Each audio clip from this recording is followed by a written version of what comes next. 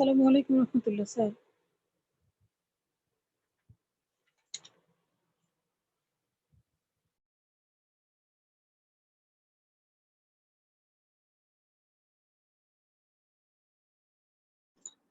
ওয়ালাইকুম আসসালাম।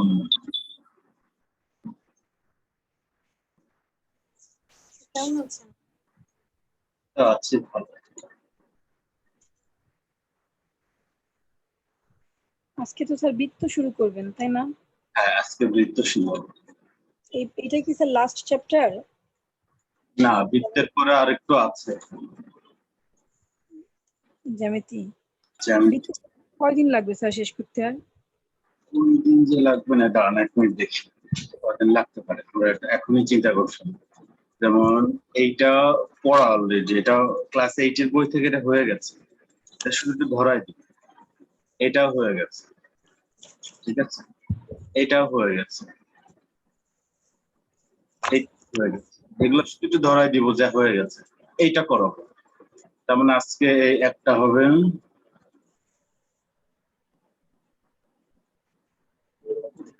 এইটা এটা এটা হবে, 2টা হবে, 3টা, 4টা, 4টা, একটা, 5টা। আজকে বৃত্ত শেষ হয়ে যাবে। একটা, 6টা।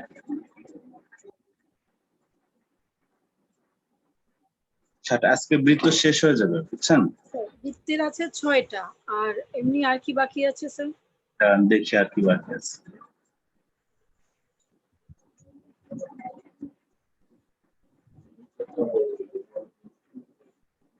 ওই যে এইটা করানো হয়ে গেছে, মনে আছে যে আমি বলছিলাম যে আরেক জায়গায় আছে, আমি দেখেছি, তারপরে আমরা নিজেরা বানিয়ে করলাম, মনে আছে এটা? হ্যাঁ স্যার, মাইনাস জি স্যার। এই যে এইটা সেটা, তাহলে এটা তো হয়ে গেছে, আর এটাও হয়ে গেছে। তারপরে এটা একটু ধরাই দিব, তার মানে এই অংশ এই পর্যন্ত আজকে হয়ে যাবে, 35 পর্যন্ত আমাদের আজকে হয়ে যাবে। হুম,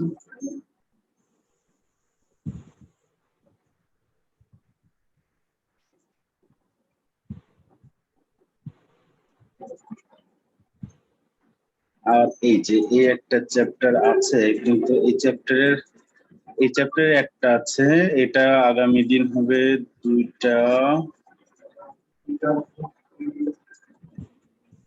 আছে, এখানে আছে কয়েকটা। এইগুলো আবার হয়ে গেছে, খেয়াল করেন। এইগুলা এই যে ক্লাস 8 এর থেকে এই যে 16, 15, 16, এগুলা ক্লাস 8 এ হয়ে গেছে, 14 হয় নাই অবশ্য। 13 ক্লাস 8 এর সাথে ম্যাচ করে না, এগুলো মনে পড়ে? এগুলো একদিনে হয়ে যাওয়া উচিত, চেষ্টা করবো একদিনে করে ফেলা। তাহলে আজকে তাহলে শেষ, আর নাই, এরপরে আর নাই, এটা লাস্ট। হ্যাঁ, তাহলে এটার পরে আর একদিন, আজকের পরে আর একদিন হলে শেষ হয়ে যাবে। জি স্যার। হুম, তারপরে আমরা কি করব? জ্যামিতি।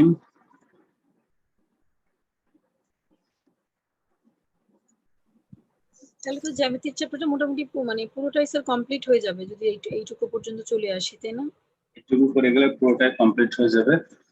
তারপরে আমরা ইয়ে করব, কি বলেন নাম, ওই আপনাদের যে ইয়েটা আছে, এইগুলো একটু সিরিয়ালে দেখবো, আপনারাই দেখবেন আর কোনটা বাকি থাকলো বা কোনটা পারবেন না, অর্থাৎ যেগুলা পূর্ববর্তী পরীক্ষায় যেগুলো এসেছে।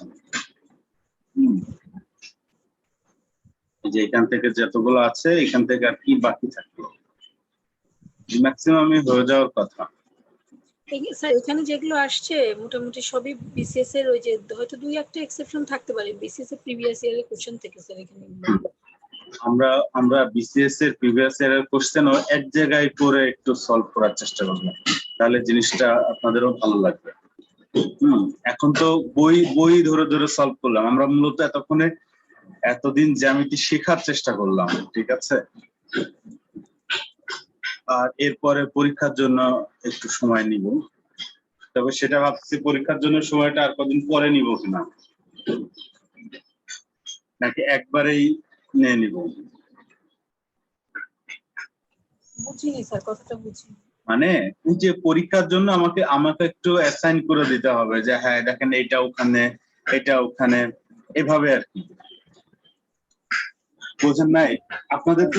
সাজেশন করা ছিল, এখন ওই সাজেশনটা আমিও খুঁজতেছি আজকে 2-3 দিন যাবত। এখন আমি ওটা স্যার পেলে আপনাকে দিয়ে দিলে আপনার জন্য একটু সুবিধা হবে। আর কারোর কাছে নাই সাজেশন? এখন কেউ করেছেন কিনা স্যার আমি তো বলতে পারবো না, আমার করা ছিল জ্যামিতির সাজেশন। এখন ওই আবিদকে দিছি স্যার, যেটা হয় তার তো আর অনেক বেশি গুরুত্ব, সে যে কোথায় রাখছে এখন। এই আর কি। যাই হোক, আপনারা কয়জন, 5 জন এসছেন, তাহলে আমি শুরু করি। এইটা এইটা আমি না, মনে হয় আপনার মনে আছে যে বৃত্তের কেন্দ্র থেকে সমুদ্রবর্তী সকল জ্যা পরস্পর সমান, কেন্দ্র থেকে সমুদ্রবর্তী সকল জ্যা পরস্পর সমান। তার মানে এটা আমরা অনেক আলোচনা করেছিলাম যে এখান থেকে এই দূরত্ব আর এই দূরত্ব পরস্পর সমান হবে। কিভাবে প্রমাণ করা যায়? আমরা আমরা এখানে যোগ দিয়েছিলাম, এখানে যোগ দিয়েছিলাম, এই দুইটা ত্রিভুজ সর্বসম দেখিয়েছিলাম। এখন এই দুইটা ত্রিভুজ সর্বসম দেখানোর জন্য কি কি ইনফরমেশন হাতে আছে? এই বাহু আর এই বাহু সমান ব্যাসার্ধ বলে, আর যেহেতু সমান জ্যা না, কেন্দ্র থেকে সমুদ্রবর্তী জ্যা, তার মানে এইটা আর এটা সমান, সমুদ্রবর্তী যেহেতু এটা আর এটা সমান, তাহলে এটা সমকোণী ত্রিভুজের অতিভুজ, এটা তো অতিভুজ আর এটা বাহু সমান হয়ে গেছে, তার মানে এটা সর্বসম, অতএব সিএফ সমান এই। মনে পড়ে? জি স্যার। তাহলে সিএফ সমান যদি এই হয়, মানে শেষ পর্যন্ত আপনি প্রমাণ করবেন সিএফ সমান এই, এই পরের পাশে টু এর পাশে টু গুণ করে দিবেন, তাহলে 2CF সমান সিডি আর 2AE সমান এবি। এই হচ্ছে প্রমাণ হয়ে গেল। শেষ। 24 নম্বর। 25 বৃত্তের ব্যাসই বৃহত্তম জ্যা। মনে আছে এরকম একটা বৃত্ত আঁকায়, এরকম একটা ব্যাস আঁকায়, এদিকে একটা জ্যা, এদিকে একটা জ্যা আঁকায়, এটা একটা যোগ করেছিলাম, মনে আছে? দিয়ে লিখেছিলাম যে ও এ যোগ ও B greater than A B. এখন এই যে ও এ এর পরিবর্তে ও সি লিখেছিলাম, আর ও বি এর পরিবর্তে ওডি লিখেছিলাম, তাহলে গ্রেটার দেন এ বি। তাই এটা আর এটা যোগ করলে হচ্ছে সিডি হয়ে যায়, তাহলে CD greater than A B হয়ে গেল প্রমাণিত। মনে আছে এটুকু? ক্লাস 8 এ কিন্তু একদম এটাই আছে। কবিতা মনে আছে? কবিতা জয়েন করেছে। মনে আছে স্যার। আর খাদিজার মনে আছে? জি স্যার। ঠিক আছে, গুড। এই 2 নম্বরটাও করা আমাদের। 2 নম্বরটা হচ্ছে কোন বৃত্তে এবি এবং এসি দুটি জ্যা, এরকম এ থেকে নিয়ে একটা বিন্দু থেকে একটা এবি যাবে, একটা এসি যাবে, ঠিক আছে? একটা এবি আর একটা এসি যাবে, দুইটি জ্যা ব্যাসার্ধের সাথে সমান কোণ উৎপন্ন করে। এটা ব্যাসার্ধ তো, এই কোণটা আর এই কোণটা সমান হয়। দিয়ে এখন আপনাকে প্রমাণ করতে হবে যে এবি সমান এসি। এই কিভাবে করবেন? এখন এবি সমান এসি কিভাবে প্রমাণ করবেন মনে আছে? আমি না একটু দেখতেছি, খেয়াল করতে পারিনি প্রথম অংশ স্যার। দেওয়া আছে এইটা আর এটা সমান, ঠিক আছে? এবং এই যে কোণ ব্যাসার্ধ, এই ব্যাসার্ধের সাথে সেম কোণ উৎপন্ন করে। এটা যদি এক্স কোণ হয়, এটাও এক্স কোণ। তো এখন আপনাকে, না এটা না, সরি আমি উল্টা বলেছি। এমনি দুইটা জ্যা দেওয়া আছে, এবি আর এসি দুইটা জ্যা, এটা আর এটা দুইটা জ্যা সমান হবে, এটা বলে নাই। সমান প্রমাণ করতে হবে, এটা বলেছে। আমি একটু আবার আঁকি, তাহলে ক্লিয়ার হয়ে যাবে। এটা হচ্ছে বৃত্ত, এই বৃত্তে এইটা একটা জ্যা আছে, আর একটা জ্যা এরকম একটা আছে, দুইটা দুই পাশ দিয়ে দুইটা জ্যা আছে, একটা হচ্ছে এবি জ্যা আর একটা হচ্ছে এসি জ্যা। হ্যাঁ, এবং আর একটা ইনফরমেশন দিচ্ছে কি, যে এই এবি আর এসি যে ব্যাসার্ধ, এই ব্যাসার্ধের সাথে এই কোণ সমান হয়, এই কোণটা এবং এই কোণটা সমান, যে আপনাকে এখন এবি আর এসি প্রমাণ করতে হবে, এবি সমান এসি। কিভাবে করা যায়? এটা স্যার এটা যোগ দিয়ে এটা সর্বসম করতে হয়। সর্বসম করলে আমি এবি সমান এসি বলতে পারবো। এখন কথা হচ্ছে সর্বসম কিভাবে করতেন? স্যার যে ও এ দুই জায়গায় তো সমান, হ্যাঁ, তারপরে হচ্ছে স্যার এই যে বৃত্তের এই যে কেন্দ্র থেকে সমদূরবর্তী যেটা, বৃত্তের কেন্দ্র থেকে যেদিকেই যাক স্যার ব্যাসার্ধ, সেটা তো সমান দূরত্ব স্যার, মানে ওবি আর ওসি সমান হওয়ার কথা না? হ্যাঁ, এটাও ব্যাসার্ধ।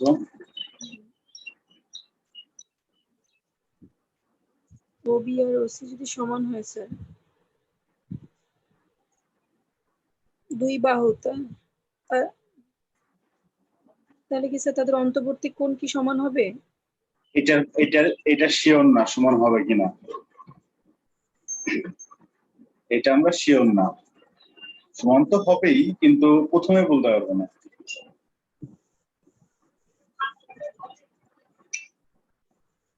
তাহলে চিন্তা করেন আর অন্যভাবে করা যায় কিনা। স্যার এবি আর এসি কি সমান হওয়ার কথা? এবি আর এসি ওটা তো প্রমাণ করতে হবে। ওইটা সর্বসম লেখার পরে লিখবো যে অতএব এবি সমান এসি, তাই না?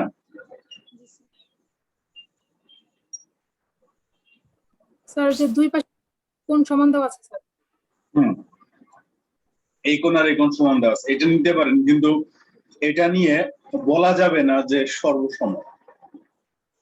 এটা তো দুই বাহুর অন্তর্বর্তী কোণ এসি না স্যার। আর এবিও হবে না একবার বলেন। Sir, SEO R ABO. SEO R A B এটা সমান হবে, এটা সমান হবে। কেন বলেন তো? কারণ এটা যদি এক্স কোণ হয় তাহলে এটাও এক্স কোণ, কারণ এই বাহু আর এই বাহু সমান একই ত্রিভুজে। আবার এটা এক্স হলে এটাও এক্স, কারণ এই বাহু আর এই বাহু সমান। আলটিমেট দেখা যায় যে দুটা ত্রিভুজের উপরেরটা নিচেরটার এই কোণ সমান এই কোণ, উপরেরটার এই কোণ সমান এই কোণ, তাহলে অবশিষ্ট কোণ সমান হয়ে যায়। অর্থাৎ আপনি এবার তখন লিখতে পারেন, এটা লেখার পরে এটাও লিখবেন যে এসিও সমান এবিও, এবং এখানে লিখবেন অতএব অবশিষ্ট এওবি সমান এওসি। এই যে আমরা হচ্ছে যেটা করলো, আমিনা যেটা বললো ওই লাইনেই গেলাম, কিন্তু এইটা এবং এইটা, এই তিনটা হলেই সর্বসম বলা যায়। কিন্তু প্রবলেম হয়ে যাচ্ছিল, আমরা এইটা বলতে পারছিলাম না। এইটা বলার জন্য আমরা এই দুটা লাইনের আবির্ভাব করলাম। আমিনা, বুঝা গেছে? জি স্যার। দিয়ে এইবার হচ্ছে আমরা সর্বসম বললাম, অতএব এটার সমান। ব্যাস, গেল। স্যার স্যার একটু প্লিজ আমি ছবিটা তুলে রাখি। সারাংশটা তুলে রাখবেন, রাখেন। জি স্যার। এটা আছে তোলা, ওই জ্যামিতিটা করা মানে আছে।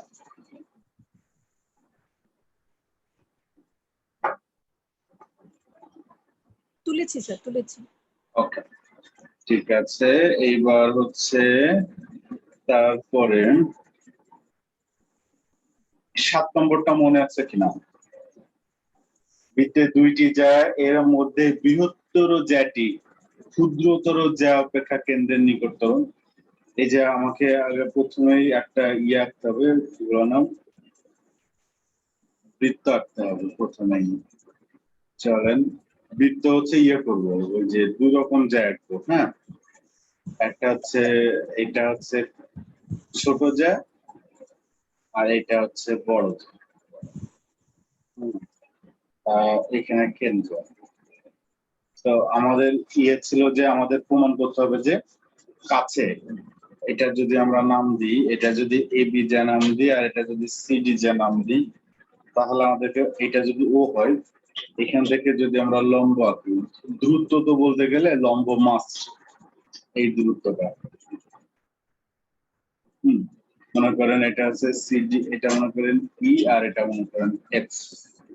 তাহলে ওরা বলেছে যে বৃত্তের দুইটি জায়গার মধ্যে বৃহত্তর জায়গাটি ক্ষুদ্রতর জায়গা অপেক্ষা কেন্দ্রের নিকটতর। তার মানে আপনাকে প্রমাণ করতে হবে যে ও এর ছোট, ও ই বড়। ঠিক আছে, বোঝা গেছে বিষয়টা? এই মনে আছে? এবারে যে এটা যোগ দিতে হয় আর এটা যোগ দিতে হয়, যোগ দিয়ে যে পিথাগোরাস অ্যাপ্লাই করলে আস্তে আস্তে আস্তে আস্তে প্রমাণ হয়ে যায়। জি স্যার, এটা পরীক্ষা দিয়েছিলাম স্যার, এই জ্যামিতিটা। হ্যাঁ, জি স্যার। পিথাগোরাস অ্যাপ্লাই করলে আস্তে আস্তে প্রমাণ হয়ে যায়। পরীক্ষায় আসা জিনিসগুলো কিন্তু মনে থাকে খুব, আর আপনারা তো পরীক্ষা দেনই না। এই যে ওই ব্যাচে এতজন ক্লাস করলো, 9 জন পরীক্ষা দিচ্ছে, 9 জনের খাতা দেখা শেষ, পাঠিয়ে দিয়েছি। ওকে, এইবার এইটা করতে হবে। এবার আপনারা আপনাদের সৃজনশীলতাকে চালু করেন, সৃজনশীলতাকে হচ্ছে অ্যাক্টিভ করেন। এই যে কোণ কিউওএস, এই কোণটার মান বের করে দেন। যদি পিকিউ সমান এক্স হয় আর এটা একটা সমান লম্ব কিউ আর ও আর লম্ব পিকিউ, তার মানে এটা লম্ব দিয়ে এখন এটা মান বের করতে পারে। এই কোণটা 30 ডিগ্রি করে দেন, কত হবে? স্যার ও আর হচ্ছে লম্ব, হুম, তার মানে আমরা কি এটা 90 ডিগ্রি বলতে পারি না স্যার? এখানে 100% 90 ডিগ্রি। 90 ডিগ্রি যদি বলতে পারি, তো বাকি দুইটা মিলে হচ্ছে 90 ডিগ্রি। কোনটা কোনটা? ওই যে স্যার ও মানে ও কোণ আর পি কোণ, এই দুইটা মিলে 90 ডিগ্রি। চিত্রটা একটু বড় করে নিই, দাঁড়ান, চিত্রটা একটু বড় করে নিই, তাহলে দেখাইতে সুবিধা হয়।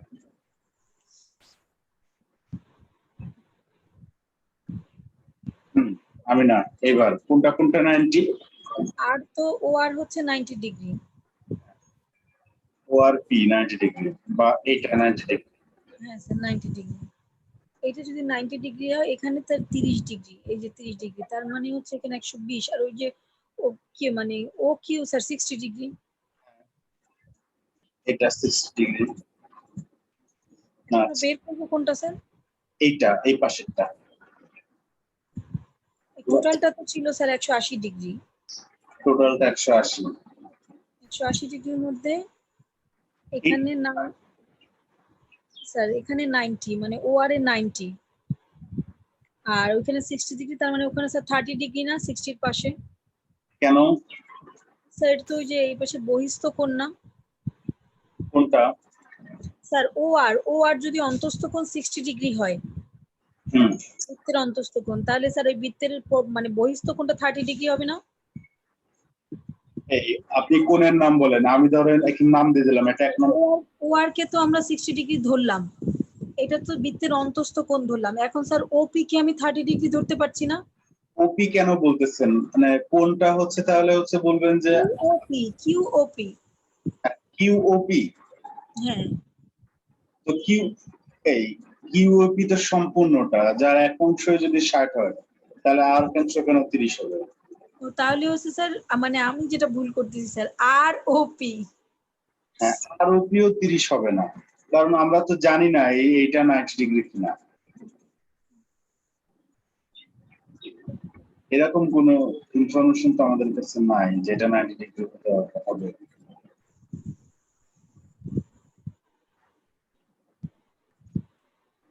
স্যার কোশ্চেনটা একটু চিন্তা স্যার।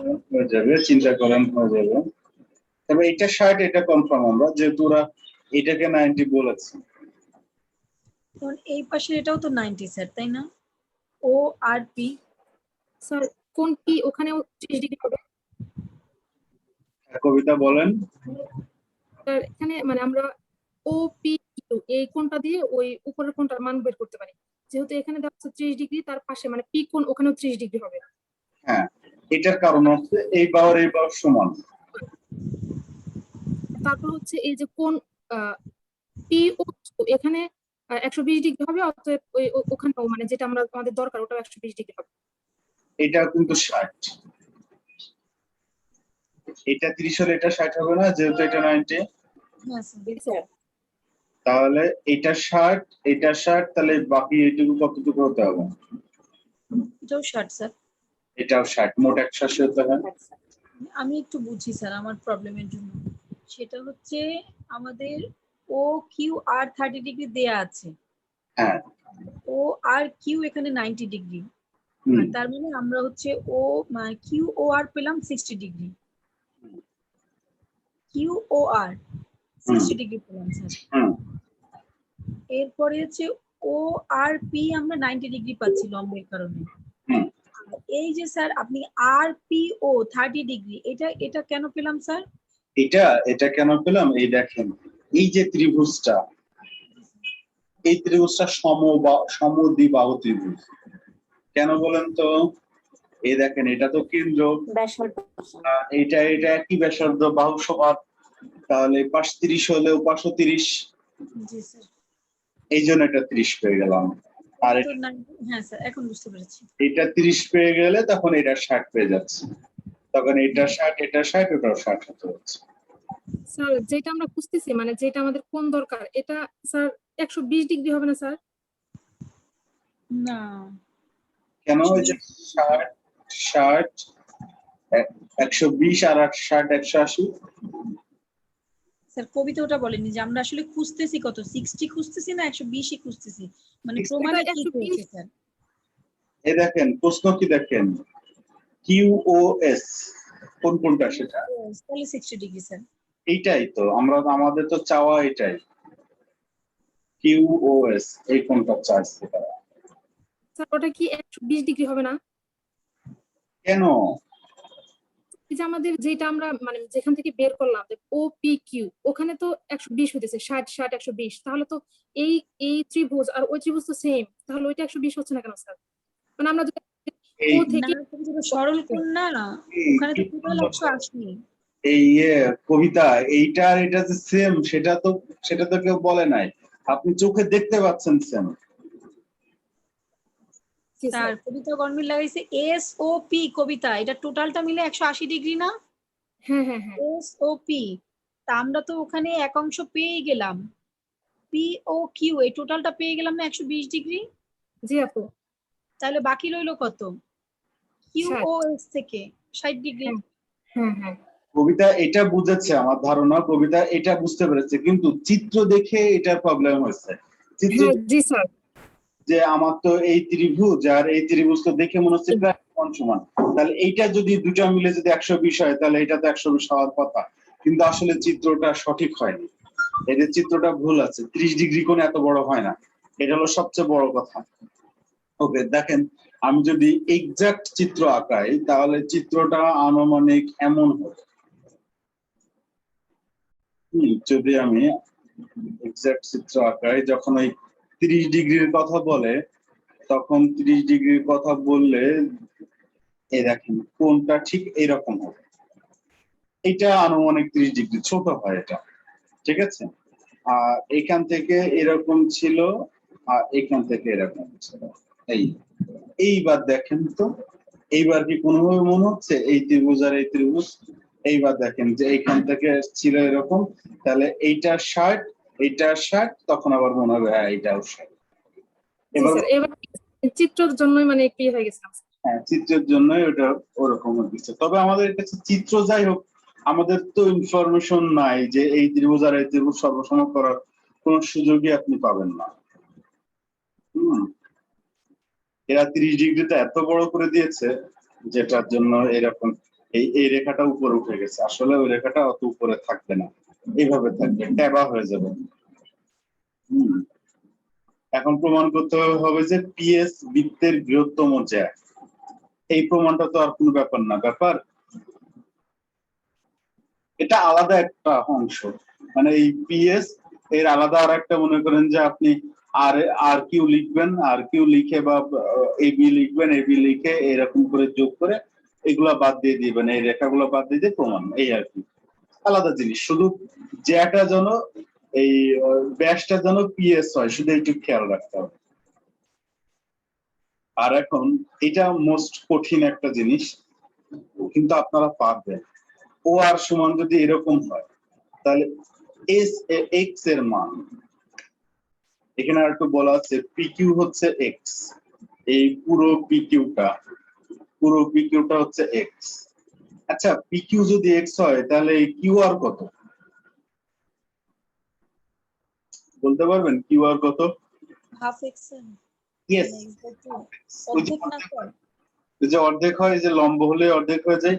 দেখছেন কোন সূত্র কোন জায়গায় এসে কাজে লাগতেছে। আর ওরা ও আর এর মান দিয়ে দিয়েছে, দেখেন ও আর যে লম্বটা, সেই লম্বটার মান হচ্ছে x/2 - 2, x/2 - 2। এখন ওরা চাচ্ছে x এর মান।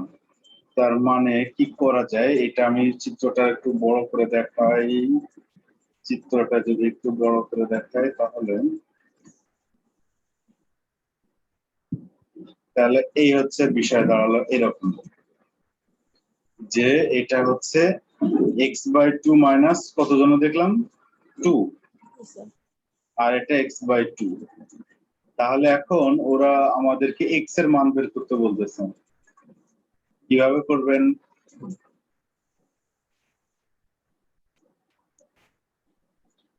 চিন্তা করেন তো কিভাবে করা যায়। x এর মান আপনি কি করে করবেন? আপনার কাছে কি ইনফরমেশন আছে আর কি ব্যবহার করবেন? এক্স মানে তো পুরো কিউ, পি কিউ, তাই না স্যার? হ্যাঁ হ্যাঁ, আবার বলেন। x মানে? এক্স মানে পুরো পি কিউ না? হ্যাঁ, x মানে পুরো pq। আর আমি এই অর্ধেকটা ধরেছি, কারণ আমি এইখানে হচ্ছে দেখেন এই যে এইটা একটা সমকোণী ত্রিভুজ, এই সমকোণী ত্রিভুজটা ব্যবহার করব। তো এই সমকোণী ত্রিভুজে যদি এই বাহু আর এই বাহুর একটা রিলেশন নিয়ে আসতে পারেন, তাহলে কিন্তু x এর মান বের করতে পারবেন সমীকরণ ধরে। পারবেন না? দেখেন তো এরকম কোন সূত্র মনে পড়ে কিনা। হ্যাঁ হ্যাঁ, স্যার হয়েছে স্যার, ত্রিকোণমিতি স্যার। ত্রিকোণমিতি, লম্ব বাই ভূমি। গুড, আপনারা এটা ধরতে পেরেছেন মানে ব্যাস, আমি ভালোই শিখাতে পেরেছি। এই যে ত্রিকোণমিতিটা ধরে ফেললাম, মানে ওই যে আমার এখন বাহু এবং কোণ দিয়ে একটা দুই বাহুর রিলেশন আমি আসলেই কোণ দিয়ে বের করতে পারলাম। এখন কোনো কাজ নাই, এখন হচ্ছে tan 30 এর মানটা বসাতে হবে। tan 30 এর মান কত? 1/√3।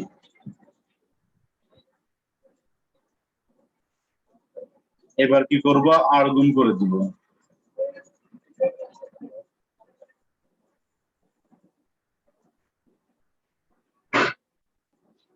তারপরে কি করব? এক্সট্রা বাম পাশে নিয়ে আসবো।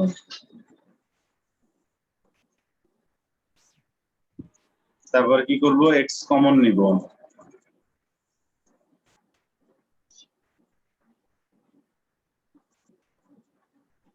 তারপরে কি করব? এটা শুধু ক্যালকুলেশন আর কিছু না। 2√3 হচ্ছে ইয়ে গেল, মানে লসাগু হলো। তাহলে উপরে কত থাকলো? 1 মাইনাস, নিচে থাকলো হচ্ছে √3। তাহলে x সমান এটা ওই পাশে যে কি হবে? উল্টায় যাবে, মানে ভাগ হয়ে গেল আর কি। তারপরে লাইন কি করব? উল্টায় দিব, -2 গুণ 2√3/1 মাইনাস √3। তাহলে 2 যেন কেটে দেন না, তাহলে -4√3/1 মাইনাস √3। মাইনাস দেখতে খারাপ লাগতেছে? আচ্ছা, তাহলে এক কাজ করা যায়, নিচে থেকে একটা মাইনাস কমন নিলে √3 - 1 হয়ে যায়, তখন এই মাইনাস আর এই মাইনাস বাদ হয়ে যায় 4/√3 √3 - 1। এটা হচ্ছে অ্যান্সার। অঙ্কটা এই যে বললাম না আপনাদের, কিছু কিছু অঙ্ক কিন্তু হতে পারে যে উল্টাপাল্টা। তো উল্টাপাল্টা হতে পারে এবং আপনার জানার মধ্যেই আছে, এই জন্যই আমি এটা করালাম, না হলে এটা করাতাম না। শুধু ক্যালকুলেশনটা যদি একটু ধরতে পারেন, যারা ক্যালকুলেশনটা বীজগণিত ক্যালকুলেশন, দেখেন আমি ম্যাক্সিমাম জ্যামিতি সব বীজগণিত ক্যালকুলেশন দিয়েই করেছি। তো আপনারাও আশা করি বুঝতে পেরেছেন। ইকুয়েশন একটা বসের জায়গা। ইকুয়েশন পারা মানে সবকিছু পেরে যাওয়া। ক্লিয়ার অঙ্কটা? জি স্যার। ক্লিয়ার, জি স্যার। গুড। তাহলে তারপরে কি আছে? তারপরে আমাদের এই চ্যাপ্টারে আর কিছু নাই।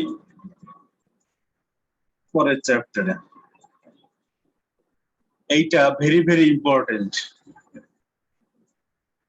যে একটা বৃত্তের একই চাপের উপরে দণ্ডায়মান কেন্দ্রস্থ কোণ বৃত্তস্থ কোণের দ্বিগুণ। এই সূত্রটা মুখস্থ রাখতে হবে, যে কোনো সময় এই সূত্র কাজে লাগে। আচ্ছা, তার আগে আমি একটু কেন্দ্রস্থ আর বৃত্তস্থ একটু শেখাই নিই। এরকম একটা বৃত্তের এরকম একটা অংশ চাপ, এটাকে চাপ বলে। বৃত্তের পরিধির যে কোনো একটা অংশ চাপ। এই যে এবি অংশকে চাপ বলে। তো এই চাপের প্রান্ত বিন্দু একটা এ আর একটা বি। এই প্রান্ত বিন্দু কেন্দ্রের সাথে যে কোণ উৎপন্ন করে তার নাম কেন্দ্রস্থ কোণ। ঠিক আছে? আর এই চাপের বিন্দু যদি বৃত্তের সাথে, ওই বৃত্তের পরিধির সাথে যে কোণ উৎপন্ন করে সেটার নাম হচ্ছে বৃত্তস্থ কোণ। বোঝা গেছে?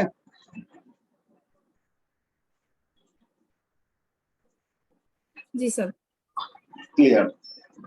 তাহলে এই কোণটা কি হবে? এই কোণটা বৃত্তস্থ কোণ। এটা তো বৃত্তস্থ কোণ। এটাও বৃত্তস্থ কোণ। এই কোণটা কি হবে? বৃত্তস্থ কোণ।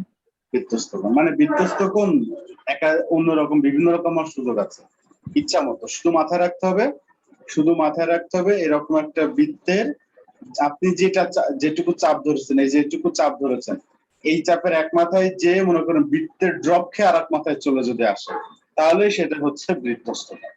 আর যদি এরকম কেন্দ্রে যে ফেরত আসে তাহলে কেন্দ্রস্থ কোণ। কিন্তু যদি এরকম হয়ে এই জায়গায় আসে তাহলে কিন্তু হবে না, তাহলে এই বি চাপের উপর হবে না। কিন্তু যদি একটা ডি থাকতো, এডি চাপের উপরে হচ্ছে এটা বৃত্তস্থ, এটা ঠিক আছে, কিন্তু এবি চাপের উপরে না।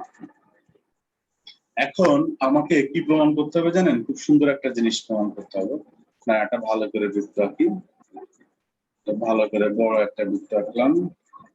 এটা হচ্ছে আমার কেন্দ্র, আর এটা মনে করেন যে চাপ।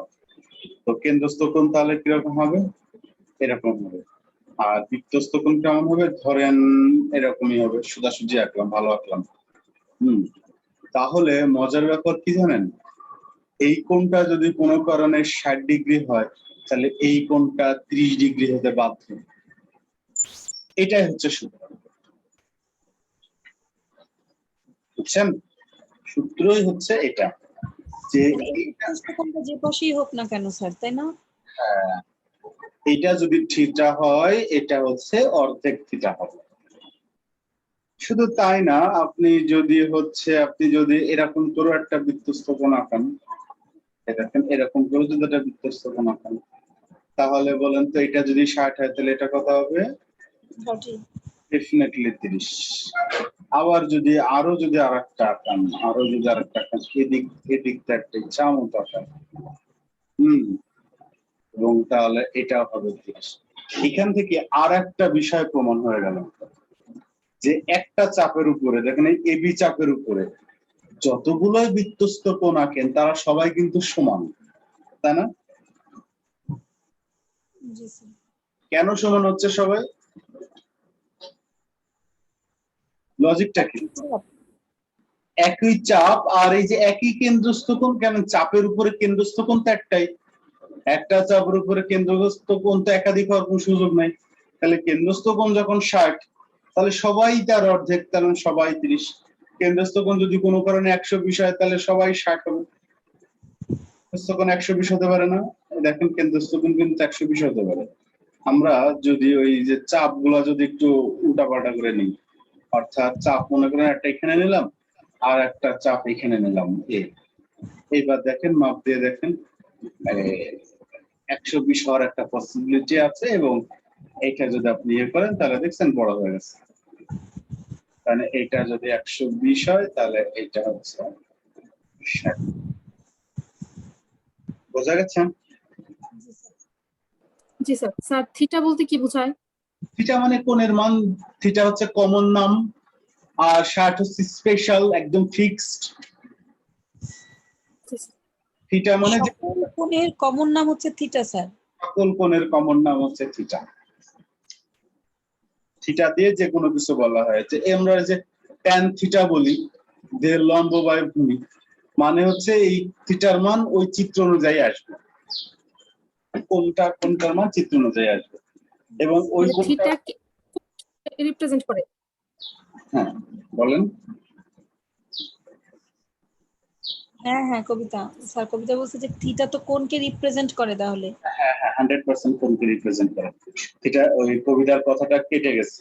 ওকে, আচ্ছা তাহলে আমরা যদি বৃত্তস্থ কোণকে থিটা ধরি তাহলে কেন্দ্রস্থ কোণ 2 থিটা হবে না? জি স্যার।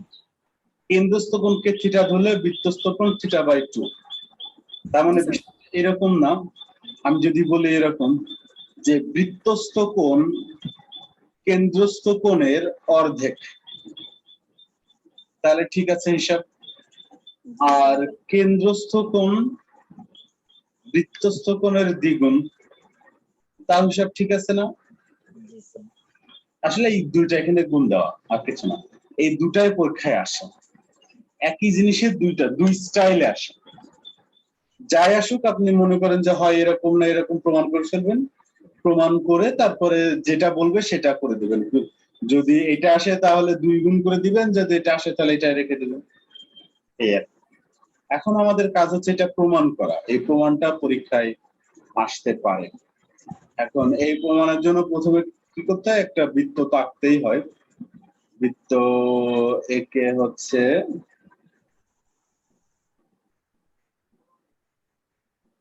এটা মনে করেন যে হচ্ছে আমার বৃত্তস্থ কোণ, আর এটা হচ্ছে কেন্দ্রস্থ কোণ, এইটুকু। এখন আমাকে একটা স্পেশাল কাজ করতে হয়, যে এইভাবে একটা বাহু যোগ করতে হয় আর কি। এই যে এ বি হচ্ছে এ বি চাপ, এটা হচ্ছে চাপ এ বি চাপ, আর এটা কেন্দ্রস্থ কোণ, এটা বৃত্তস্থ কোণ। আমাদেরকে এটা একটা অর্ধেক দ্বিগুণ প্রমাণ করতে হবে। আর এটা মনে করেন সি, আর এটা হচ্ছে ও। আমি কি করলাম, এখানে একটা দাগ দিলাম, এই ওসি যোগ করে বর্ধিত করলাম। আচ্ছা এখন বলেন তো যে এ ও এবং সি, এ ও সি এই ত্রিভুজে, এটা মনে করি যদি ডি হতো তাহলে এ ও ডি এই কোণটার নাম কি? বহিস্থ কোণ নাম। জি স্যার। ত্রিভুজ এ ও সি এই কোণটা বহিস্থ। তাহলে কি আমি যদি এটা নাম দিই 1 নম্বর কোণ, এটা 2 নম্বর কোণ, এটা 3 নম্বর কোণ, এভাবে নাম দিলাম, তাহলে 3 নম্বর কোণ সমান 1 + 2, এটা লেখা যাবে না? জি স্যার। এই 1 আর 2 আবার সমান না?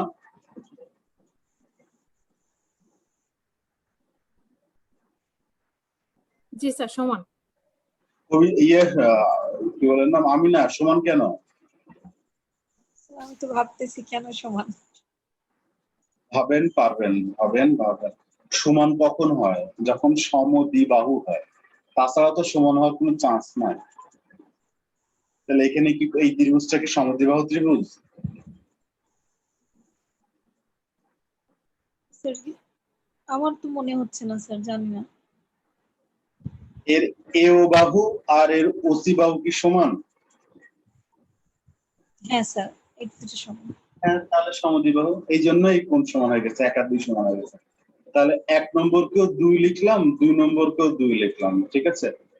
1 2 লেখা তো ঠিক হয় নাই, আমি এক কাজ করি, এ বি সি লিখে দিই, এ বি সি লিখি, তাহলে বুঝতে সুবিধা হবে। সি সমান এটা এ, এটা বি, তাহলে এটাও বি, এটাও বি, তাহলে 2 কোণ বি। এই তখন আপনারা 2 দিয়ে আবার গুলায় ফেলতেন, এই জন্য আমরা, তাহলে সি সমান 2 কোণ বি।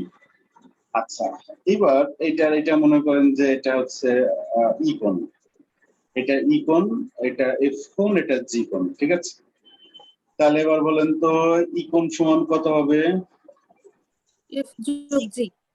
এফ যোগ জি। তা আমরা এফ কে আবার জি লিখতে পারি, একই কাহিনী একই কারণ।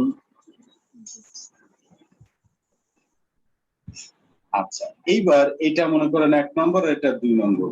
1 আর 2 যদি যোগ দেন তাহলে কি হয়, মানে সি কোণটা যদি আমি এর সাথে যোগ দিই তাহলে ই যোগ সি সমান 2 ইন্টু জি যোগ বি হবে না? জি স্যার। ই আর সি যোগ করা মানে কোন কোনটা? এই ই আর এই সি যোগ করা মানে কি টোটাল কোনটা না? জি স্যার। তার মানে এ ও বি হয়ে গেল। আর এই জি আর বি যোগ করলে কোন কোনটা হয়? টোটাল সি কোনটা স্যার? টোটাল, ACB তার মানে এসিবি। এই যে প্রমাণ হয়ে গেছে, এটা দেখেন বৃত্তস্থ কোণ আর এটা কেন্দ্রস্থ কোণ, সরি এটা কেন্দ্রস্থ কোণ বৃত্তস্থ কোণের দ্বিগুণ, প্রমাণ হয়ে গেছে। ক্লিয়ার? স্যার স্যার একটু প্লিজ। এ ও আচ্ছা, হ্যাঁ স্যার ঠিক আছে। হ্যাঁ, মানে এও ভিতরের কোনটাই স্যার, তাই না? ভিতরের যে কোনটা, এই যে এ ও বি এই যে ভেতরের কোণটা, আর এ এসিবি হচ্ছে ওই যে বাইরের কোণটা, মানে বৃত্তস্থ। স্যার এই জায়গাটা বুঝিনি স্যার। এ ও বি টা আমরা কি ভিতরের অংশটা ধরছি না স্যার? অবশ্যই ভিতরের অংশটা ধরতেছেন, সব মুছে দিই কারণ এই দেখেন আবার বলি, এই কোণটা তো সি কোণ ছিল আর এই কোণটা তো ই কোণ ছিল, তাহলে সি আর ই যোগ করলে এই যে টোটালটা। স্যার আমি ওটা ভাবছি না, আমার ভুলটা হচ্ছে এখানে স্যার। আমি এ ও মানে উপরের ওই অংশটা ভাবতেছি, আর হচ্ছে বি ও স্যার, হ্যাঁ এইটুকু ভাবতেছি আমি, এই পুরোটা। এ ও এ কোণ তো আর এ ও দিয়ে বলতে পারবেন না। না এ স্যার, এ ও বি মানে আমি হচ্ছে ভিতরের কোনটাকে ভাবতেছি স্যার। ও আচ্ছা, হ্যাঁ পাশেরটা ভাবতেছেন? না না না, এই যে আমি এই সি আর ই যেহেতু এরা দুজনেই এই পাশে, তাহলে কোনটা ওই পাশে? তাহলে কি স্যার এটাও কেন্দ্রস্থ কোণ? হ্যাঁ, এটা কেন্দ্রস্থ কোণ, ওই পাশটাও কেন্দ্রস্থ কোণ, তবে ওই পাশটার বৃত্তস্থ কোণ এই পাশে হয়। কেন্দ্রস্থ কোণ দুটাই হয়, ওই পাশেরটা এই পাশে হয়, এই পাশেরটা ওই পাশে হয়, আচ্ছা আচ্ছা, বিপরীতমুখী স্যার। বিপরীতে হয়। ঠিক আছে, এটারও একটা বেসিক আছে, আমি বলিনি, ইচ্ছা করেই বলিনি। ঠিক আছে, যে এই বেশি প্যাচ লেগে যাবে না এই জন্য আমি বলিনি। সত্যি সত্যি বইতে ঠিকই লেখা আছে এটা। এ দেখেন, যদি কেন্দ্রস্থ কোণ এই পাশে হয় তাহলে বৃত্তস্থ কোণ হয় ওই চাপের উপরে। চাপ দুই রকম, এইটা হচ্ছে উপচাপ আর এটার নাম হচ্ছে অধিচাপ। ঠিক আছে, মানে এবি চাপ বলতে এটাও বোঝায় ওটাও বোঝায়, তবে ওইটাকে অধি বলে, এটাকে হচ্ছে উপ বলে। তো যদি উপচাপের উপরে কেন্দ্রস্থ কোণ হয় তাহলে অধিচাপে বৃত্তস্থ কোণ হয়, যেটা শর্টকাটে বোঝা যায় যে বিপরীত। আর যদি কেউ বলে যে না স্যার আমি আমি এইটাকে কেন্দ্রস্থ ধরবো, ধরেন আমার আপত্তি নাই, তাহলে বৃত্তস্থ হবে এখান থেকে এখানে একটা যোগ দিতে হবে, তাহলে এইটা হবে বৃত্তস্থ। এবারও দেখেন বৃত্তস্থ অনেক বড়, মনে করেন 120 যদি বৃত্তস্থ হয়, কেন্দ্রস্থ হবে 240, বিরাট বড় কোণ কিন্তু। ঠিক আছে, এটাও সম্ভব। তো এই জায়গাটা এই পর্যন্ত আপনাদের যাবে বলে আমার মনে হয় না, এই জন্য আমি শুধু এই একটাই দেখালাম যে কেন্দ্রস্থ কোণ বৃত্তস্থ কোণের দ্বিগুণ। এই স্যার যে আগের চিত্রটা একটু যদি নেওয়া যেত স্যার। আগের চিত্রটা নেওয়া যাবে, আন্ডু করার সুযোগ আছে তো এই জন্য নেওয়া যায়। না স্যার, আমরা যেটা সমাধান করলাম। কারণ এই তো চলে আসছে।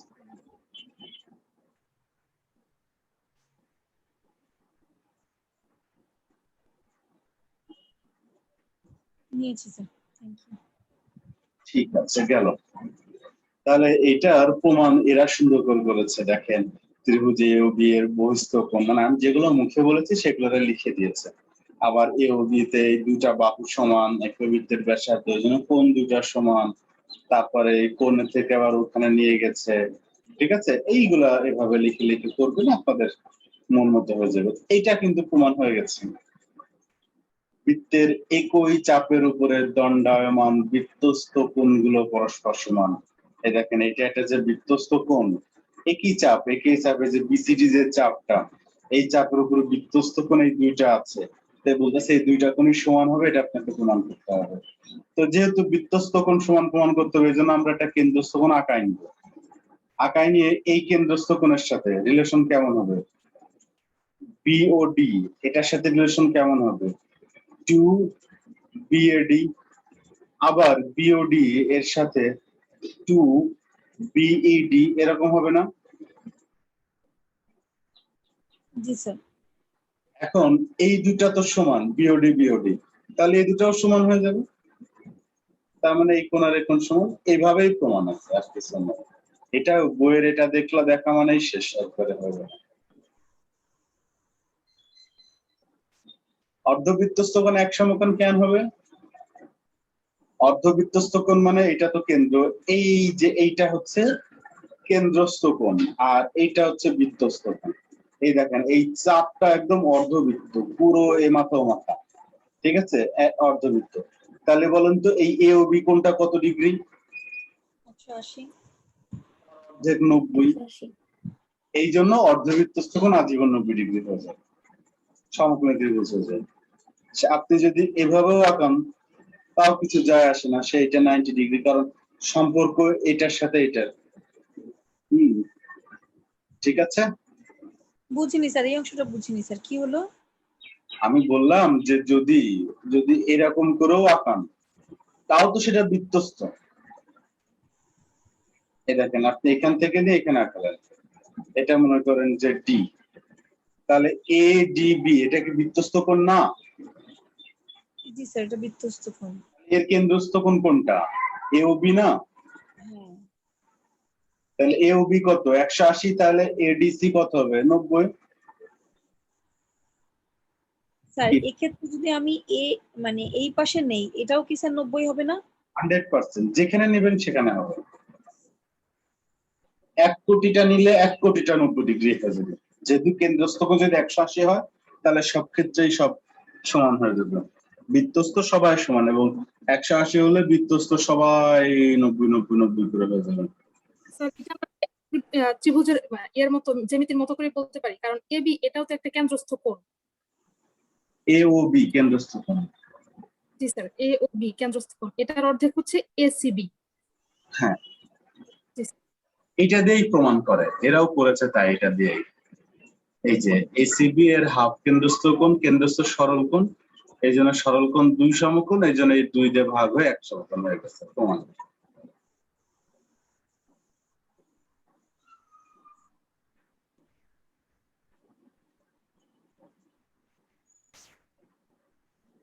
এই বৃত্ত থেকে এই যে এই 2 নম্বর 1 নম্বরটা খুব ইম্পর্টেন্ট, কিন্তু বাচ্চাদের আসে, কিন্তু আপনাদের এরকম কিছুই কখনো দেখি নাই, এই জন্য আমি এটা রাখি।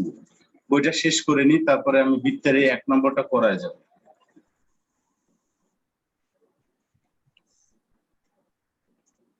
এই একটা অতিমাত্রায় সহজ একটা জ্যামিতি, অতিমাত্রায় সহজ একটা জ্যামিতি। কি বলতেছে জানেন? বলতেছে বৃত্তের অন্তর্লিখিত চতুর্ভুজের যে কোনো দুইটি বিপরীত কোণের সমষ্টি 2 সমকোণ। মানে এই যে একটা বৃত্ত, এই বৃত্তের মধ্যে যদি একটা চতুর্ভুজ হয় তাহলে মাস্ট এই কোণ আর এই কোণের যোগফল 180 হতে হবে। এমনিতে যে কোনো চতুর্ভুজের কিন্তু এরকম ঘটে না। যে কোনো চতুর্ভুজে যেটা ঘটে যে 4টা কোণ যোগ করলে 360 হবে, কিন্তু এইটা এটা যোগ করলে 180, আর এইটা এটা যোগ করলে যে 180 হবে এর কোনো গ্যারান্টি নেই। কিন্তু ওই বৃত্ত যদি ওই চতুর্ভুজ যদি বৃত্তের মধ্যে থাকে তাহলে 180 হতেই। দেখেন আপনি খুবই বিদঘুটে একটা হচ্ছে আঁকালেন, কি বলেন নাম, চতুর্ভুজ আঁকালেন এরকম করে, এবং আপনি দেখলেন যে এই চতুর্ভুজটা একটা বৃত্তের মধ্যে ধরে যাচ্ছে আর কি, বৃত্তের মধ্যে ধরে, তাহলে একদম নিশ্চিত থাকবেন যে এই কোণ আর এই কোণ মানে বিপরীত কোণ, এই দুইটা যোগ করলে 180 হতেই হবে যদি বৃত্তের মধ্যে থাকে। মূল শর্ত এটা, বৃত্তস্থ চতুর্ভুজ এরকম। দেখেন আমি খুবই খারাপ করে একটা আঁকি, এই একটা মনে করেন, এই একটা, এই একটা, এই একটা, এরকম করে একটা আঁকলাম, তাহলে নিশ্চিন্তে বলতে পারবেন এই কোণটা আর এই কোণটার যোগফল 180। ঠিক আছে, বোঝা গেছে এবার বিষয়টা? এখন এটা স্যার বিপরীত কোণগুলো 100 মানে দুইটা মিলে 180, তার মানে ওই পাশের কোণটা এই পাশের কোণটা মিলে 180। আবার এইটা আর এটা মিলেও 180, জি স্যার। বিপরীত গুলা। এখন এটা প্রমাণ করতে হবে। এই প্রমাণ করা আপনার জন্য কোনো ব্যাপারই না। কেন ব্যাপার না জানেন? যদি আপনার ওই বৃত্তস্থ কেন্দ্রস্থ যদি ক্লিয়ার থাকে তাহলে কোনো ব্যাপার না। তো আমরা মনে করি এটা একটা চতুর্ভুজ।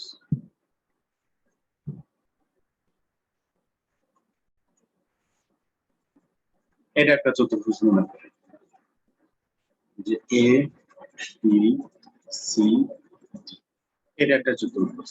আচ্ছা ভালো, এক কাজ করি, এই কেন্দ্রের সাথে এটা যোগ করে দিই।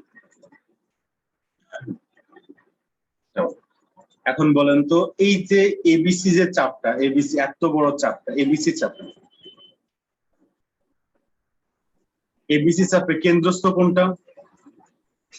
এ ও সি স্যার। এওসি, তার মানে এই ভেতরেরটা কিন্তু, হ্যাঁ তাহলে এওসি। বৃত্তস্থ কোনটা? এবিসি। না না, এই পাশেরটা এডিসি। ও আচ্ছা, আমি স্যার ভিতরের অংশ কেন্দ্রস্থ ধরেছি। এইটার হবে ওইটা, ওই পাশেরটা।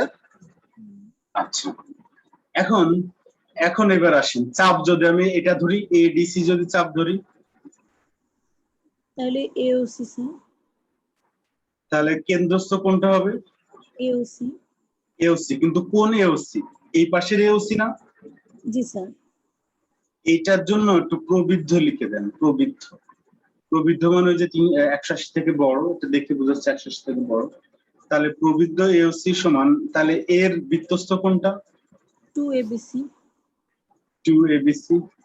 এখন এইটা দুটো যোগ দেন, এই নরমাল এওসি যোগ প্রবৃদ্ধ এওসি। তাহলে 2 ইনটু কমন নিয়ে নিলাম, তাহলে এটা কি হলো? এডিসি যোগ এবিসি। এখন বলেন তো আমার, এই যে আমি যে নরমাল এওসি আর প্রবৃদ্ধ এওসি যোগ করলে কত হবে? স্যার 3টা এওসি। এই না, এইটুকু আর এইটুকু যোগ করলে কতটুকু হবে? কত ডিগ্রি কোণ হবে? 360 স্যার। 360 হয়ে যাবে। একটা কেন্দ্রে যে টোটাল 360 থাকে না, জি স্যার। এই জন্য 300 আমাদের টোটালি হয়ে গেল, এখান থেকে এইটুকু আবার এইখান থেকে এইটুকু, তার মানে টোটালি হয়ে গেল। ঠিক আছে স্যার। 360 সমান 2 ইনটু এডিসি যোগ এবিসি। এই 2টা এদিকে আসলে 180 হয়ে গেল। এই দেখেন, তাহলে আপনার ওই যে এডিসি এডিসি যোগ এবিসি হয়ে গেল। এডিসি খেয়াল করেন, এডিসি কোনটা? এডিসি যে এই কোনটা, আর এবিসি কোনটা? এই কোনটা। তাহলে এই দুটার যোগফল কত হলো? 180। প্রমাণিত। সহজ না একদম, অঙ্ক না? মানে স্যার আমি আরেকটু বুঝি এই জায়গাটা স্যার। হুম। স্যার কি প্রমাণ, স্যার আমি কি প্রমাণটা একটু দেখবো স্যার, কি প্রমাণ করলাম? প্রমাণটা করলাম যে এই যে এবিসিডি যে চতুর্ভুজ, এই বি কোণ আর ডি কোণ যেন 180 হয়। তো আমরা কেন্দ্রস্থ বৃত্তস্থর এই দুখানার সম্পর্ক নিয়ে যোগ করে দেখলাম যে এডিসি আর এবিসি 180 হয়ে গেছে। জি স্যার। ওকে,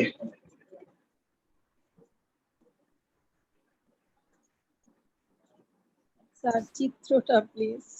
এই দেখেন চিত্র, আমার চিত্র নাও তাদের চিত্র আপনার চিত্রটা স্যার। একই।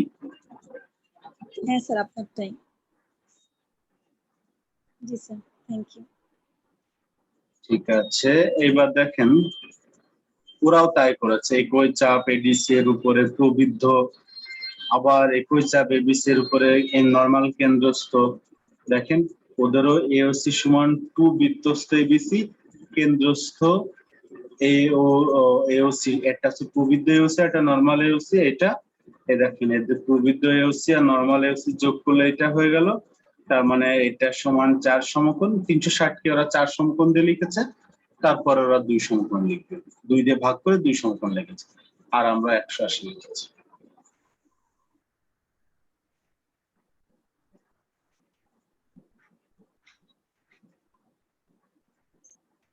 বৃত্ত নাই আর শেষ, বললাম না বৃত্ত শেষ হয়ে যাবে, দেখছেন 1 ঘন্টাও লাগে নাই। তো আরেকটা রয়েছে 26, লাস্ট 26টা আপনারা পাবেন। বলতেছে বৃত্তের বহিস্থ কোনো বিন্দু থেকে বৃত্তে 2টা যদি স্পর্শক টানা হয় তাহলে ওই বিন্দু থেকে স্পর্শক বিন্দু দ্বারা দূরত্ব সমান। মানে স্পর্শ কি সেটা আগে একটু জানতে হবে, না জানলে তবে এটা জিনিসটা ক্লিয়ার হবে না। স্পর্শ জিনিসটা এরকম যে এটা একটা বৃত্ত যদি হয় তাহলে একটা দাগ যদি জাস্ট টাচ করে, এরকম টাচ করে, তাহলে এই দাগটাকে, এই রেখাকে স্পর্শক বলা যায়। এরকম এই যে শুধু টাচ করলো, এইটা হচ্ছে ছেদক, ছেদ করলো, কাট, ছেদ করে এদিক থেকে মাথা হয়ে গেল।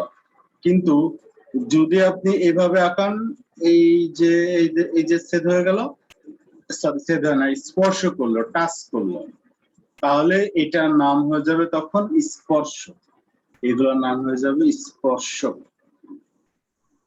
ঠিক আছে, মনে থাকবে। আর এটা হচ্ছে ছেদক। এই জায়গাটা মজার ব্যাপার আছে, এই যে ছেদ বিন্দু মানে স্পর্শ বিন্দু, এটাকে বলে স্পর্শ বিন্দু। স্পর্শ বিন্দু আর কেন্দ্র যদি যোগ দেন তাহলে এটার নাম হয়ে যায় স্পর্শ বিন্দুগামী ব্যাসার্ধ। মানে মিল আছে আর কি, কাজে কলমে কাজের কথায় মিল আছে। স্পর্শ বিন্দুগামী ব্যাসার্ধ, বোঝা গেছে? স্পর্শ বিন্দু, এই যে স্পর্শ বিন্দু আর কেন্দ্র মিলে যে ব্যাসার্ধ হয়ে গেল, ওর নাম স্পর্শ বিন্দুগামী ব্যাসার্ধ। এই স্পর্শ বিন্দুগামী ব্যাসার্ধ আর ওই স্পর্শক 90 ডিগ্রি কোণ উৎপন্ন করে। তাহলে এখানে আমি কয়টা লজিক বললাম? একটা হচ্ছে যে স্পর্শক কি সেটা বললাম, জাস্ট টাচ করবে। স্পর্শ বিন্দু বললাম, বৃত্তের সাথে যে জায়গায় টাচ করেছে ওই স্পর্শ বিন্দু আর কেন্দ্র যোগ করলে পাওয়া যায় ব্যাসার্ধ। ওটার একটা স্পেশাল নাম দেওয়া হয়েছে স্পর্শ বিন্দুগামী ব্যাসার্ধ। স্পর্শ বিন্দুগামী ব্যাসার্ধ আর ওই স্পর্শক 90 ডিগ্রি কোণ করবে। মনে থাকবে সব?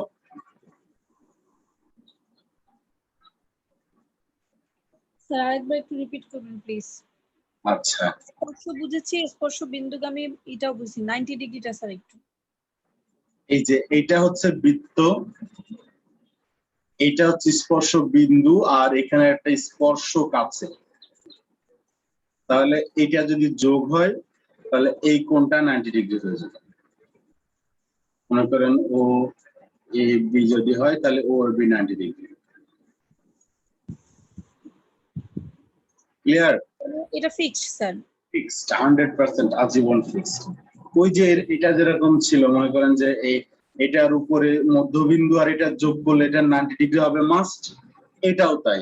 স্পর্শ বিন্দু আর কেন্দ্র যোগ করলে এই স্পর্শকের সাথে 90 ডিগ্রি হবে, এটা মাস্ট। জি স্যার। ঠিক আছে, এখন আমাদের যেটা প্রমাণ করতে বলেছে, যেটা করতে বলেছে যে বৃত্তের বহিস্থ কোনো বিন্দু, মনে করেন এটা বহিস্থ বিন্দু, ভিতরের বিন্দু তো এখানে আর উপরের বিন্দু মানে এখানে। 3 রকম পাওয়া যায়, একটা বহিস্থ, একটা উপরে, আর একটা হচ্ছে ভেতরে। ঠিক আছে, ভেতরে মানে যে কোনো এক জায়গায়। বলতেছে বহিস্থ কোনো বিন্দু থেকে 2টা স্পর্শক টানলে, তার মানে এখান থেকে আপনি একটা স্পর্শক টানলেন, মনে করেন এইরকম একটা স্পর্শক, আর এখান থেকে আর একটা স্পর্শক টানলেন তো না, আর একটা হচ্ছে এইরকম একটা স্পর্শক টানলেন, এই যে জাস্ট সেট করলাম মনে করেন। তো বলতেছে এরকম যদি হয় ওই বিন্দু থেকে স্পর্শ বিন্দু দ্বারা দূরত্ব সমান। তার মানে কি প্রমাণ করতে হবে বলেন তো ভালো করে? এটা মনে করেন এ একটা স্পর্শ বিন্দু, বি একটা স্পর্শ বিন্দু, আর পি হচ্ছে বাইরের বিন্দু। বৃত্তের বহিস্থ কোনো বিন্দু থেকে বৃত্তে 2টি স্পর্শক টানলে ওই বিন্দু থেকে স্পর্শ বিন্দু দ্বারা দূরত্ব সমান। তার মানে এই এপি সমান পিবি প্রমাণ করতে হবে। বুঝতে পেরেছেন? প্রশ্ন জি করে স্যার। কি টার্গেট? প্রশ্ন পড়ে যদি বোঝা যায় তাহলে চলেন একটা ভালো বৃত্ত আঁকি। ভালো বৃত্ত এঁকে বাইরে একটা বিন্দু নিই, সেই বাইরের বিন্দু থেকে এখান থেকে একটা স্পর্শক টানবো। স্পর্শ মানে একদম এই যে সেট করে ফেললাম, মানে জাস্ট টাচ করা দিলাম এখান থেকে, তাই এই যে জাস্ট টাচ করা দিলাম। তাহলে এটা হচ্ছে আমার স্পর্শ বিন্দু আর এটা স্পর্শ বিন্দু। এটা মনে করি এ, এটা মনে করি বি, এটা মনে করি বি। এখন আমাকে প্রমাণ করতে হবে যে এপি সমান বিপি। এটা প্রমাণের জন্য কিছু অঙ্কন করতে হয়। এটা তো কেন্দ্র, তাহলে যে কেন্দ্র আর পি যোগ দিতে হয়, এটা যোগ দিতে হয়, আর এটা যোগ দিতে হয়। এখন বলেন এই কোণটা কি কোণ? এক সমকোণ। আবার এই কোণটা কি কোণ? এক সমকোণ। তার মানে আপনি যদি এই যে দুইটা ত্রিভুজ, এই দুই ত্রিভুজ যদি সর্বসম দেখাইতে পারেন, তাহলে কিন্তু আপনি এই বাহু আর এই বাহু সমান দেখাতে পারবেন। এখন কথা হচ্ছে তাহলে সর্বসম দেখানোর কি কি ইনফরমেশন আপনার হাতে আছে? স্যার স্যার ও এ OP সমান, বলেন বলেন আপু বলেন। আপনি বলেন, সমস্যা নেই। না আপু আপনি বলেন। স্যার ও এ সমান ও বি। আর পরে হচ্ছে স্যার ওপি ওপি স্যার সমান না? হ্যাঁ, একই তো, দুইটাই তো একই বাহু।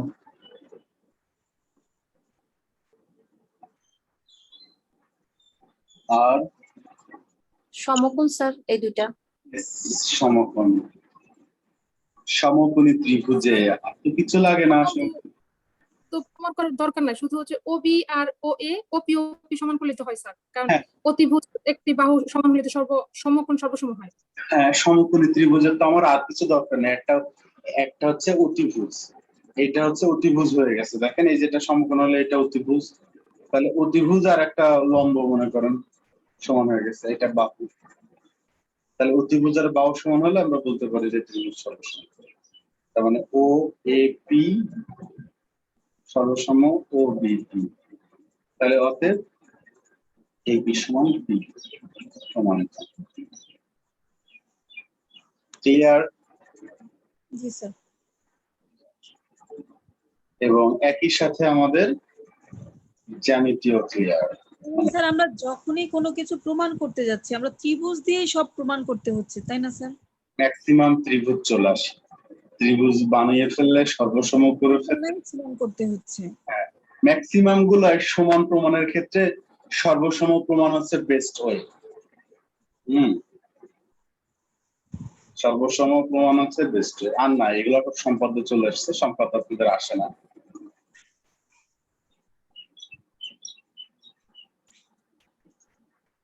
এই 34 একটা আছে, এই 34টা পারবেন মনে হয়, দেখেন তো।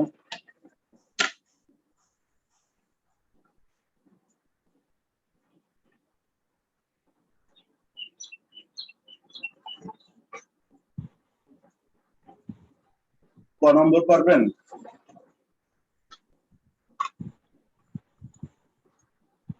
স্যার ব্যাসার্ধ দেওয়া আছে, ব্যাসার্ধ থেকে ক্ষেত্রফল সূত্র দিয়ে বের করা যাবে স্যার। হ্যাঁ, পাই আর স্কয়ার এই সূত্র দিলেই আর এর মান 10 হয়ে গেল। দেখাও যে ডি এ বি এর মধ্যবিন্দু, দেখাতে পারবেন? স্যার এটা সর্বসম দিয়ে প্রমাণ করা যাবে স্যার? হ্যাঁ ঠিক তাই। এটা তো আমাদের কিন্তু ইয়েরই অংশ, যে অনুশীলনীতে যেগুলো আছে ওইটারই অংশ। স্যার একটু বলি, সর্বসম কি করবে স্যার ওখানে, মানে ও এ কি যোগ করে দিবে?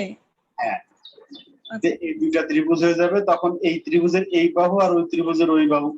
এখন ছলে বলে কৌশলে আপনাকে সর্বসম দেখাতে হবে, ঠিক আছে? আর এটা যেহেতু লম্ব বলা আছে, সর্বসম দেখানো মানে শুধু অতিভুজ অতিভুজ তো অটো সমান হয়ে আছে, আর এটা তো লম্ব, সাধারণ বাহু আবার লম্ব দুটাই।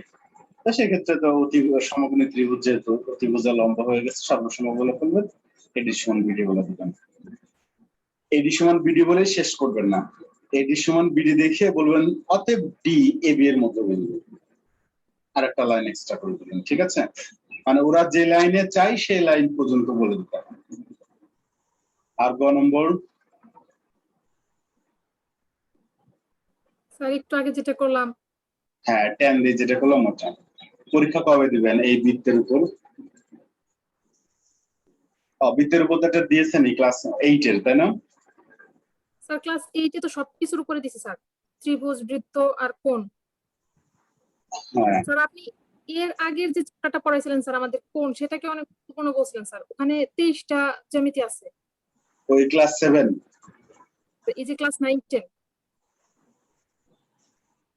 হ্যাঁ আচ্ছা বুঝছি। ওই 6.123 জি স্যার। ওটার পরীক্ষা দিবেন? না স্যার, মানে ওখানে তো ভাবছিলাম যদি আপত্তি না থাকে কারো, সেটা হচ্ছে স্যার আমরা তো জ্যামিতি অনেকগুলো করলাম, এখন স্যার জ্যামিতি একটা পরীক্ষা দিয়ে তো না স্যার, আমি চাচ্ছিলাম যে স্যার ভেঙে ভেঙে, মানে এটা আমার ওপিনিয়ন স্যার, অন্যদের সাথে যদি মেলে স্যার আমরা একাধিক পরীক্ষা জ্যামিতিতে দিব, তবে স্যার অবশ্যই এটা একটু গ্যাপ দিয়ে অবশ্যই। হয়তো স্যার আমরা ক্লাস 7 এর এই পার্টটা আমরা একদিন পরীক্ষা দিলাম, বা 7 এর পার্টটা যদি বেশি থাকে দুইবারে পরীক্ষা দিলাম, 8 এর পার্টটা দুইবারে পরীক্ষা দিলাম, 9 এর পার্টটা দুইবারে পরীক্ষা দিলাম। হ্যাঁ আমি রাজি আছি। আর স্যার হয়তো বা যেটা যদি 5 দিনের গ্যাপে দেই বা এক সপ্তাহ করে দেই, মানে কেন বলছি স্যার, মানে আমি আমার থেকে বলছি, আমি তো পারি না, তা আমার জন্য স্যার এটা অনেক সহজ হতো, এখন অন্যদের কথা তো বলতে পারছি না স্যার। আচ্ছা ঠিক আছে, তাহলে আপনার কথা আমি রাখতেছি, আপনার কথা রাখি। আমি হচ্ছে ওই মনে করেন যে 7 সপ্তম শ্রেণী একটা পরীক্ষা হবে, একটা পরীক্ষা। আর অষ্টম শ্রেণী আপনারা একটা দিয়েছেন, বাট আবার দিবেন, ঠিক আছে? আর নবম লেকচার কয়টা স্যার আপনার? হ্যাঁ ক্লাস 7 এর লেকচার কয়টা? আমি প্রথম দিকে মনে হয় করেছিলাম না স্যার, একটা না দুইটা। ক্লাস 7 এর কয়টা লেকচার দিয়েছেন আপনি জ্যামিতিতে? 2টা না 3টা শেষ হয়ে গেছিল না 7? এই 7 এখন স্যার বেশি লাগে না কবিতা তো ক্লাস। করেছে স্যার, কবিতা আপু মনে নেই কয়টা আপু? না আপু, কয়টা এক্স্যাক্টলি মনে নাই, কিন্তু বেশি ক্লাস লাগে না আপু। এই কবিতা কবিতা বলতেছি, কি বলার নাম, আমি না। ক্লাস 7 না একদম সহজ হয়ে যাবে এখন, কারণ কি আমরা এই ক্লাস 7 এ শুধু সর্বসময় ছিল, মেইন ছিল সর্বসম, ঠিক আছে? এটা তো না, এটা মেইন ছিল সর্বসম। তো তো সর্বসম থাকার কারণে ওটা দেখি 3 নম্বর ক্লাসটা দেখি কি আছে। সর্বসম থাকার কারণে এখন তো সর্বসম আমরা একদম মানে পানির মতো করে ফেলতে পারতেছি। তখনও ওই এক প্রথম দিকে তো একটু কষ্ট হলো, পরে এখন যেহেতু আর কোনো সমস্যায় থাকার কথা না। এটা কি বলে দেখেন, এটা ক্লাস 8, এটা ক্লাস 8 চলে আসছে। আর তাহলে 2 নম্বর ক্লাস ডেফিনেটলি 7 আছে। আর কোনো কিছু সমান হচ্ছে এইটা, এই দেখেন, আর এটা ক্লাস 7, এটা ক্লাস 7, তার মানে 2টা ক্লাস, ওই যে একদম চ্যাটে লিখে দিয়েছে 2টা ক্লাস। ও আচ্ছা, তাহলে স্যার ক্লাস 7 এর দুইটা লেকচার, তো আমরা 7টা স্যার আগে দেই একটু।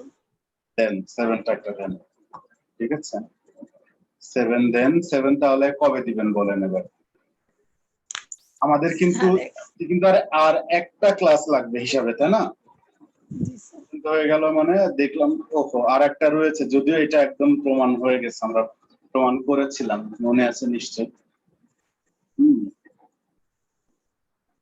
এই গ নম্বরটা লাগবে না, সমবৃত্ত, এটা লাগবে না। অর্থ দেখাতে পারলেও হবে, দেখায়। আচ্ছা এখন বলেন যে ক্লাস 7 কবে পরীক্ষা দিচ্ছেন?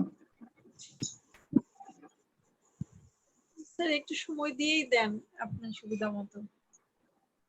তাহলে 13 তারিখ, তাহলে আপনাদের যেদিন ক্লাস থাকবে সেদিন পরীক্ষা দিবেন, তাহলে মানে আমার একটু সুবিধা হয়, না হলে দেখা গেল আমার মনে থাকে না, ঠিক আছে? তাহলে আপনাদের আবার কবে ক্লাস? বৃহস্পতিবার আছে, তাহলে 17 তারিখ বৃহস্পতিবার ক্লাস হয়ে তারপরে আমি প্রশ্ন দিয়ে দিব। স্যার বৃহস্পতিবার, আজকে হচ্ছে রবিবার, রবি সোম মঙ্গল বুধ বৃহস্পতি, হবে না?